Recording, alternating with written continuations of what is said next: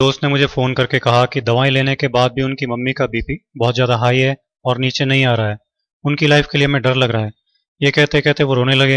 मैंने कहा चिंता मत करो, मैं एक नुस्खा बताता हूँ, उसे तुरंत बनाकर दो और एक एक्यूप्रेशर भी बता देता हूँ जो कितना भी बीपी हाई हो जाए तुरंत काम करेगा और 5-7 मिनट में ही बीपी नॉर्मल आ जाएगा।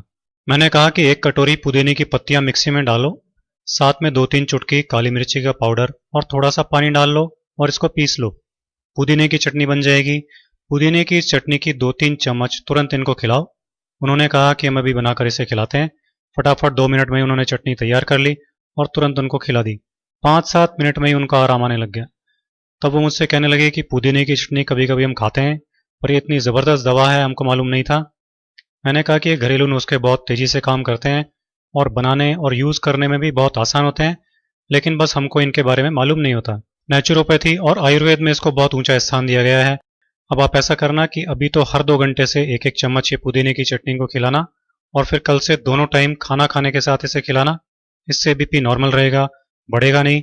इससे पेट भी साफ रहेगा और गैस भी नहीं बनेगी, क्योंकि पेट की गड़बड़ी और गैस से भी कई बार बीपी हो जाता है। तो अगर इनको इसकी वजह से बीपी बढ़ रहा होगा तो वो प्रॉब्लम भी हमेशा के लिए ख़त्म हो जाएगी। मैंने उनसे कहा कि ज़रा कपड़े सुखाने की 4 चिमटियाँ ले आइए ताकि हाई बीपी का एक्यूप्रेशर भी कर दें। वो चिमटियाँ ले आए। मैंने एक चिमटी उनके बाएं हाथ की बीच की उंगली में लगा दी और दूसरी चिमटी उसी हाथ की सबसे छोटी उंगली में लगा दी।